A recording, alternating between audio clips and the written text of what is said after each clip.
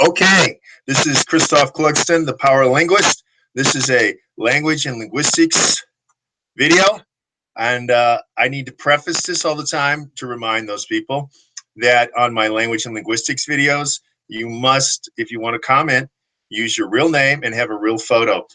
And now, those who just want to try to comment with unsighted opinions, and like I said, if you are not an authority, an expert with credentials, I don't want to hear your opinion. I want to hear cited facts against anything that I say. That's the logical academic argumentation. And if you don't have that and you write things, nowadays you're blocked completely. You're removed. I've tolerated it for years, but no longer. You're blocked and removed. And I even have positive comments from people who, positive as in they agree with me, but they don't have a real name or a real photo. I don't post those either unless I know the person personally. Anyway, here is a unscripted, very raw take on a subject that I've talked about for many years, that I would finally get around to making a video describing some of the details and the hard facts. Okay, so this is about geo-locked languages, learning geo-locked languages. What are geo-locked languages? For those of you who can't understand geo-lock, that means a geographically locked language that has no world reach. It is not in other places in the world. For example, I have been talking to the guru polyglot, which I do not like that term, as you know, people, that world languages are where to put your effort, time, and money into, because they, like money, can be used in many places. For example, in the world, in the entire world, you're able to use US dollars, and you're able to use British pounds, and you're able to use euros. Now it's getting more accepted to be able to use Chinese currency, at least yuan, in parts of the world. Not totally everywhere, but these, like I'm saying, the money, for example, the euro, the pound, the dollar, can be used sometimes just by itself without converting it to the local currency, or is easily converted to the local currency. Things like the the Laotian kip can't even be used in the rest of Southeast Asia. That's how useless and worthless it is. Now, when you're inside Laos, of course, kip is what you use, which is obviously easily uh, purchased by using pounds, euros, or dollars. The That's just one example. And another example is the Thai baht. Thai baht is scammed used in surrounding countries, meaning you take a loss when you try to convert the baht to the local currency. So anyway, I hope you get the idea. A geo-locked language is one that doesn't have any power outside of its exact geo-lock location. Now, as a very specific example of why geo-locked languages are insanely ridiculous to learn, especially for anyone who doesn't live in the exact country, I'm going to explain all of it by using Thai, the Thai language, as an example. Now, I have a great deal of operational experience. Now, let's keep that phrase in mind, operational experience, and not theoretical experience by living in Columbus, Ohio, like Laoshu, and playing games and trying to act like, wow, I will collect a bunch of phrases about asking where the bathroom is, and that I'm a person in the United States, I love your language, and I want to learn it. Throwing out all of that amateurish garbage, what has nothing to do with day-to-day living. I use him as an example because I think he's well known for his penchant to do that. I'm going to tackle this from operational experience, the only thing that matters at all. Operational experience in any field. Flying jets, operational experience trumps everything. Surgery, operational experience trumps everything. Military operator, operational experience trumps everything. Fighting, experience trumps everything. Fighting, experience trumps everything. Fighting, experience trumps everything. Military operator, operational experience trumps everything. Military operator, operational experience trumps everything. Fighting, experience trumps everything. Military operator, operational experience trumps everything. Fighting, So now that I hope that that's painfully clear to even the most rudimentary level thinkers out there who like to attack what I say with no substance, of course, with their opinions, their victimhood, I will move on. Now, Thai, as I'm saying, because I have operational experience living in Southeast Asia, 13 years. 13 years living in Southeast Asia. All right, Thai.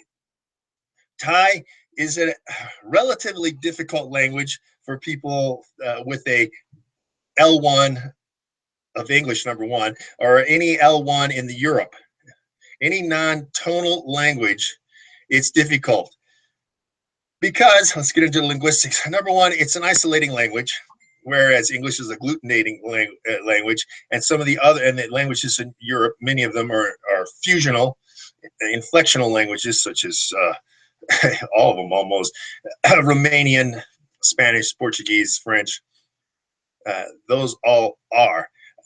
We can also, put in Germanic languages, which English used to be, derived from that many years ago. It's, however, kind of morphed and leveled, as it said, but I don't want to get into the linguistics, more the changing of the language right now.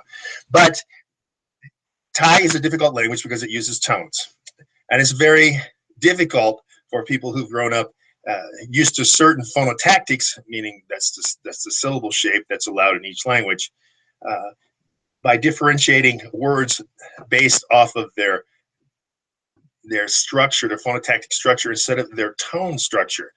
Whereas tone languages, of course, have the same structure, say consonant verb or consonant verb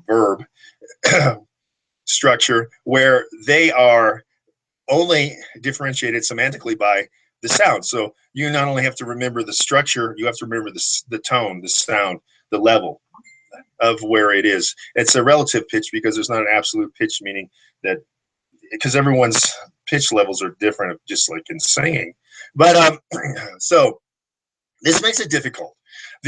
Now the reading and writing is very difficult because this is Khmer, which is actually more difficult reading and writing than Thai is. It has more characters. The Thai language was derived from Sanskrit originally, as far as the written part of it. It has a lot of influence. There's a lot of aerial, meaning influence of the neighboring languages on each other. There's a lot of Khmer that's influenced Thai, and there's a lot of Thai that's influenced Khmer. As far as, for example, one example in Khmer is the counting. Once you get to 30, for example, then they start borrowing the 30, 40, 50, 60, 70, 80, 90, 100 from Thai. So that's, you get, although you don't have the tones, so it's just some sip, si sip, ha sip, instead of actually what it is in Thai, som sip, si sip, ha sip. That's the tone differences, for example. Now, so Thai is difficult, as I'm saying. It's now, why, besides it being difficult, is it not a good language? Well, number one, Thai is not used anywhere else in the world. It, like the Thai baht, its currency of the country, is not used anywhere. Where? Can you go to Canada and use Thai? Can you cross the border into France and start speaking Thai? Do you see signs in Thai internationally? No, which is kind of language chauvinism, that only the world languages are represented. And then, like in the United States, with such a huge monolingual bunch of people, that they don't seem to care about any other language. It's one of actually, which is another topic, it's very unfriendly to tourists in many respects. And if you don't think so, you have not lived in other countries. All right, so we have this factor that Thai is a difficult language for, let's say, definitely L1 English speakers. They don't know how to control their tones, and they do think what super segmental stress is used all over English, and people do things like, it's now really prevalent to hear the creaky voice in people talking. They make the creaky, there's a creaky sound in their voice.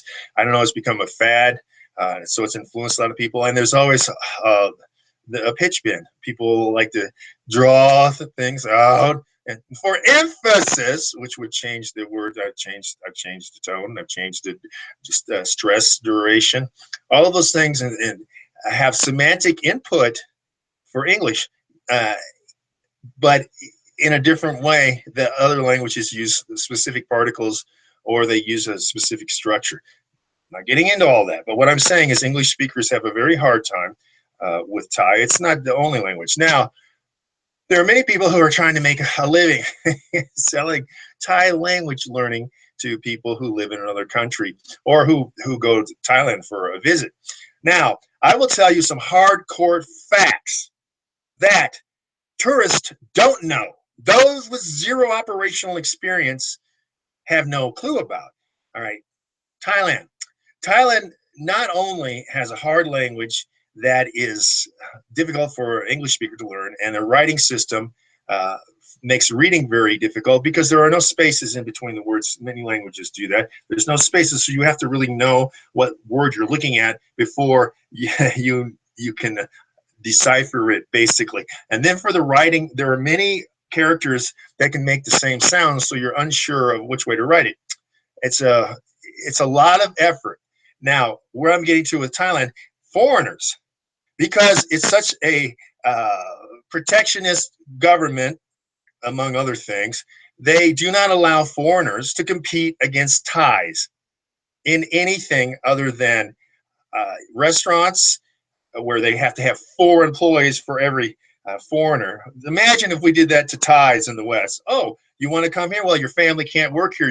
You have 4 people in your family. You're going to have to hire 16 people locally before you can do that. Plus, you can't own the building. You can't own the corporation. That's how things really are in the world. They do not treat you well. They do not give you equality. They do not give you a break.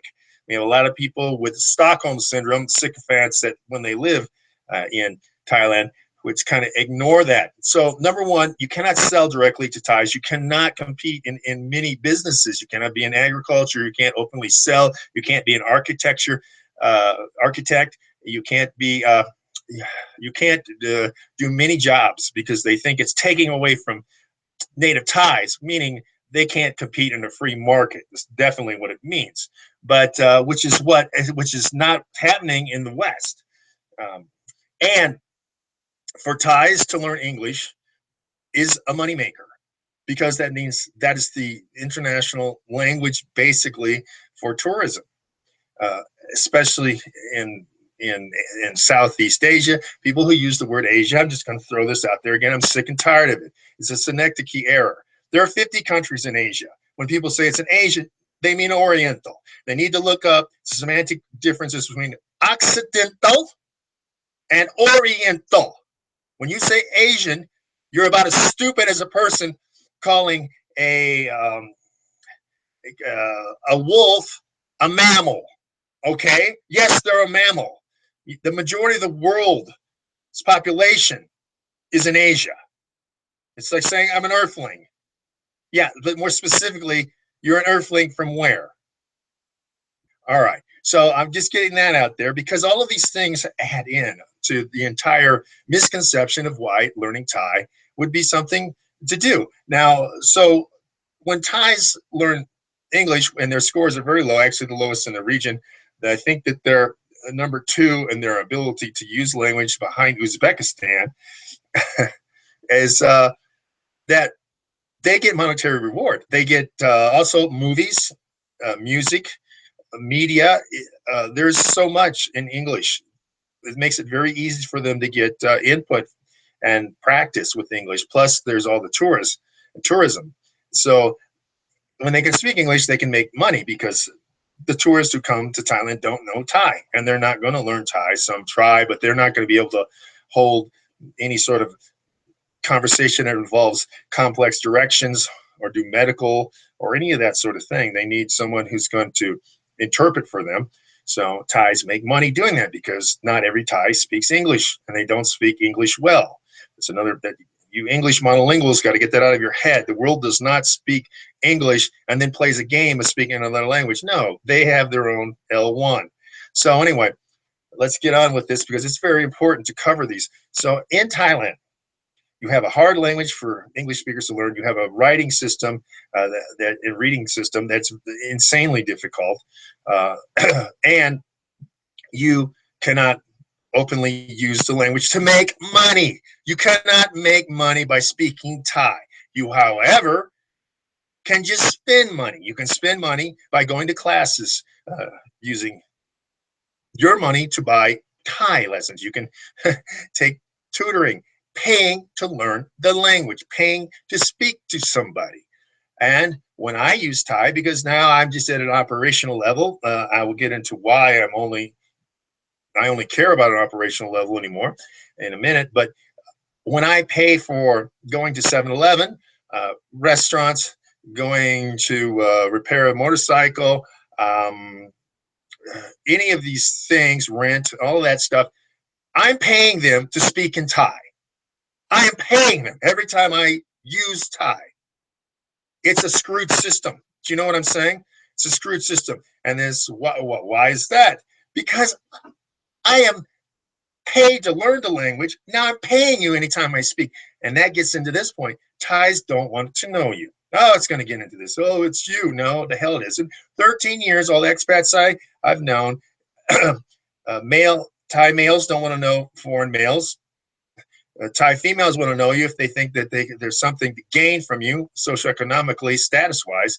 But Thai culture is not set around things that Western culture is. For example, if you were to go into Spain, into any pub, any tapas bar, you can immediately get involved in a discussion about sports, politics, art, and music. Same in France, same in Italy. It's happened to me in all those countries, among others. Those aren't the only ones. But Latin culture, for example, is completely opposite of Oriental culture. I should say, Southeast Asian Thai culture, which is very closed, very quiet, very restrained, only talking about two things: money and food. Now, even if you're fluent, like Stu J is, who has admitted to me that no, he doesn't have discussions about philosophy in in Thai. He has the vocabulary, the lexicon for that, but they don't want to talk about it. They don't talk about it. It's not a profound culture. It's a vapid culture. These are the reasons I learn languages, is to have this art, music, film, uh, philosophical debates, which, for example, in Spain is the mainstay of the culture. These sorts of conversations, very in-depth, uh, justifying your reasoning, explaining why you feel the way you do, is very important in Spain. And that's not the only country I'm just using that, because I have operational experience of living in Spain also. Working in Spain, using the language to make money. Okay, for example, all the languages that I speak, uh, the world languages, and I make money from. I've made money from them. Uh, French, Spanish, Italian, English. I've made money from those. I do not make money from Thai, which is why I don't care anymore about my level, and I've forgotten quite a bit because I only use it at operational existence level. Because nobody's going to talk to me about anything that I care about, and they say foreigners talk too much, talk too much, talk too much.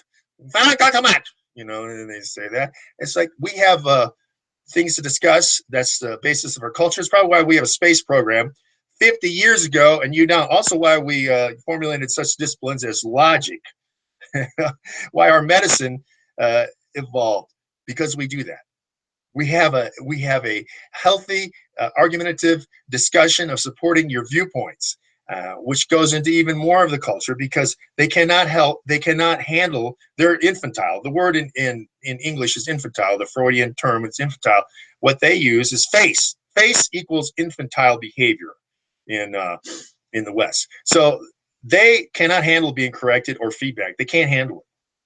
They're infantile about it. So they don't have that dynamic set up, whereas in the West, that's part of your job. You get corrected. You get feedback on everything that you do. You're called in, and you have to justify why you did what you did, or people try to rationalize away why they did what they did. That doesn't exist. So that language manipulation is non-existent in this. And now this is a reason, a geo-locked language that has this. Not all geo-locked languages are like that. Not all geo-locked languages are like this culture. So, but they do all have the same basic commonalities, which are that they're worthless in other parts of the world. And you spend a great deal of time. So you're investing all this time learning a language that can only be spoken in a certain geographical location on the planet. Then, beyond that, you cannot use it in all realms. You can't make money with the language, which that is the number one reason why language is spread. That's why people learn languages. Let's just get down to hard realities. I don't care about these weird people who want to sit in their room and say, I'm going to learn Ojibwe. Are you going to make money from Ojibwe? You're never going to make money from speaking Ojibwe. So that's, that's just a arbitrary pick of what language I've used as an example. I could say Lithuanian too. You're not gonna make money in Iowa speaking Lithuanian. You're not gonna make money in Madrid speaking Lithuanian. So these sorts of things mark geo-locked languages as fruitless in the overall sense. And gets back to my point, those languages which have economic power and can make you money are the ones people learn. Why do you think there's so many bar girls, for example, in Thailand, who speak English? And why do they pick up so much English? Because they're using it constantly and it makes them money. It makes them money. You think that they like English? They don't care. They don't like English. Do you think that they're enamored in the literature? No. Which leads me to another point. In Thai culture, there is no great art. There is no great music. There is no great film. There's no one equivalent to Shakespeare, to Milton, to who am I thinking of here? The Italian. Oh my God, Dante Alighieri. There's no Inferno. There's not a there's no Don Quixote, which was another huge world-shaking book, So they don't have Cervantes. They don't have Cervantes. They don't have anybody equivalent of that. They don't read. As a society, they don't read. I know that it's dropping now with millennials. They also don't read. But the point being, there is no literature. There is no great art. There is no great music. There are no great philosophers. There's no impact.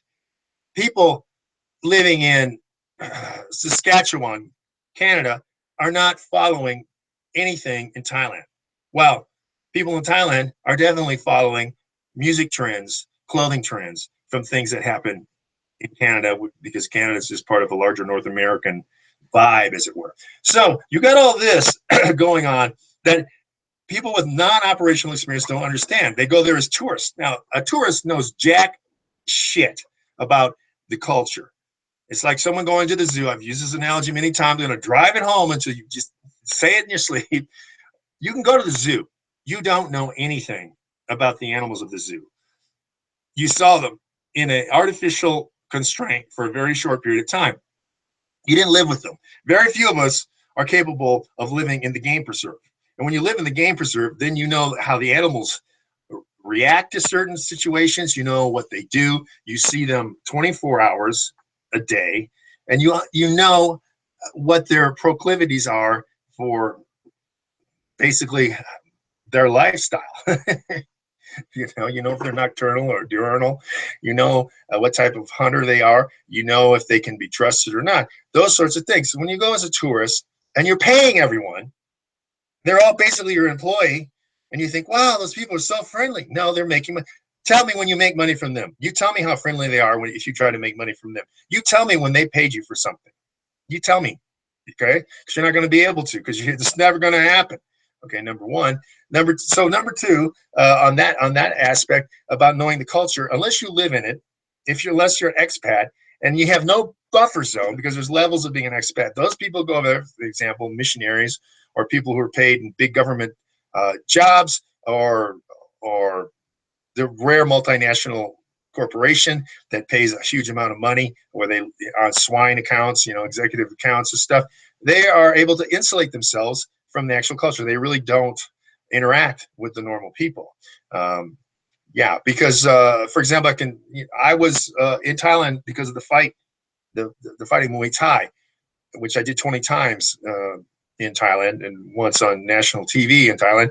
The factor is that the people who come over as tourists don't interact with that. There are gym tourists, but the normal tourists and those who go there expats, they are generally retirees or, like I said, missionaries or the rare multinational. They don't get along with that culture because it's a class system. That's another thing. As opposed to egalitarian system in the West, which means we're all equal for those of you with zero lexicon. They are classist, hierarchical. They like to say hierarchical means classist. We're not equal. In an egalitarian system, which means that they, regardless of whether it's the truth or not, it doesn't matter. It matters their class. And fighters are low class, for example. So they're not hanging around that. That's where you can use or pick up some more Thai, obviously, is at that because you're interacting with them. Now there are people going to try to use exceptions dissipate the rule. And once again, I will use this. There's a woman who fell out of a jet. Yeah, I think you can look it up as a Swedish woman. She survived the fall. I think it was about 20,000 feet. I don't know why she didn't have a heart attack. So she survived that fall. So you're now telling me because she survived that fall, you're willing to take a 100-foot fall. So you shouldn't die. She made 20,000 feet. She didn't get killed. You know, it's above 20 feet. Most people die from a fall. Most people die. If you land on your head, you're definitely dead. But most people cannot survive a 20-foot fall. She did 20,000 feet. So don't try to use an exception. The rule is always stronger than the exception. And the rule here is that people are not going to talk to you. You're not going to be able to use, you're not going to make any money with the language. So the drawbacks of the geo-locked language, and I will recap because a lot of people cannot follow. They don't have an attention span for my free videos about facts. All right. Operational experience I'm freely giving you, which is why I'm not scripting things, why I'm not editing a lot of these anymore, because I just want to get them out. And a lot of people say, where are your linguistics language videos? Well, there's a lot. Like I said before, there's a lot. And I got to say again that the volume method, which is on www.language-busters.com, is a perfect system to use for learning a language, and it's always gotten only good reviews. Anyway, so to move back onto this, so the geo-locked languages are languages that are not going to have any benefit. They're going to cost you. I'm using Thai because I have operational experience in the language, Pasat Thai, you know, because this isn't a good example of these people who live in other places playing games, wanting to learn, or people in the country saying, well, I use, no, you don't. You don't use, do you make, all these guys who say, I as a foreigner, can you, farang, which is actually pejorative, really, in the bigger sense of pejorative. Farang, this is, they're not making any money speaking the language. You know, they might have gotten married with somebody, but then that's another whole psychological profile. But they're not making money speaking Thai. They've spent money to learn Thai. And especially if they read and write, they've spent money to learn Thai. The factor is then that this is like many geo-locked languages, that it does not pay you back for your expense. Now, if you want to torture yourself with things that are not going to be a benefit to you, I mean, why don't you grab a whip and start self-flagellating yourself like some Catholics do. Opus Dei, I think it is, that does that still. And castigate, self-castigation, castigarme in Spanish. Why don't you do that? You know, the factor is world languages. Now I'm switching now. World languages will pay you, pay your investment, because you will make money. You can make money with them. I can make, like I've said, if you learn Spanish, you're going to make money. It's spread. There's 22 countries in the world that speak Spanish, at least. French is also around the world because of its former colonies and can be used in many places. I've used French in Cambodia, for example. Now, as an example, as a kind of a different example, which is kind of branching off, but I'm just going to give another example of a geo-locked language is Khmer. Khmer is actually smaller than Thai, but the culture is very vastly different there. And the people will talk to you about music, art, politics, and philosophy in Khmer, which is why I like Khmer. Khmer is difficult for most people because it has a lot of vowel combinations, diphthongs, that English does not, for example, and so the people struggle with that. No tones, but there are at least, I think, at least 11 diphthongs that are very difficult for most English speakers. And its construction, although it's an isolating language, also that subject, verb, object, is the typology. It does do some changes. Instead of like English, which it fronts the question. It will put the question word at the end. So, for example, just something, where are you going? See, where gets fronted. So, and people don't often ask, "Are you going where?" They don't say that. So, okay, that construction of the to be verb with an ing, gerund, is something that exists in English pretty much by itself. But anyway, to translate that is just dalna, in Khmer, in Pisa Khmer. That's where you're going. You know, you don't need to say. You can throw in a bong, dalna. For example, that's just anyway. The language in Khmer is valuable to me.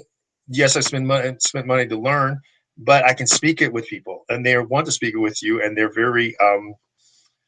There's 21 different. I want to say dialectical differences in Khmer, so it makes it.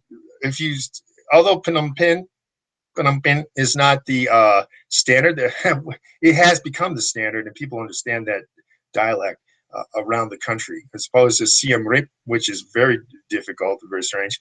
I'm getting off the track here, but I'm just talking about geolock languages. And whereas in Thai, if you live there, people assume that if you've been there for 3 years or more, you should speak fluent Thai. Why? Because no one's going to speak to you in Thai. They're not going to talk to you in this language. You know, suddenly you're going to have to do complex medical. How?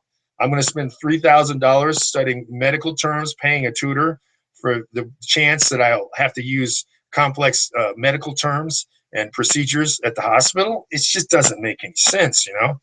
So anyway, this has been a reasoning, a coherent reasoning why geolock languages are not where you should put your emphasis.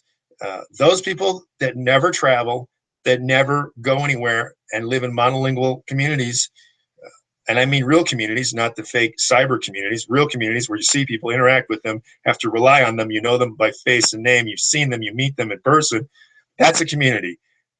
And those communities, I don't know why you're learning any languages, because you're not going to use them. If you're just doing it as an intellectual pursuit, okay, fine. But you're going to probably use one that has a literary background, that has great literature you can read. And Thai doesn't have any. So once again, geolock languages are an investment. They are a liability. They're not a benefit. So in closing again, world languages, however, if you travel, can be used. They can be used. And also, depending on the culture that all the world languages, I mean, I would debate, you know, whether Mandarin, which is a world language, but pretty centered right now, but you can use it in many countries. I would kind of debate whether they have an open culture to talk to you about many things, because they're very economically inclined also. That's another story. But anyway, the world languages from Europe, because of conquest and business, getting a call here, people, I will say, are worth learning because you can use them. So once again, check out language-busters.com and get the volume method if you haven't gotten the volume method. The volume method is difficult. It's always gotten results.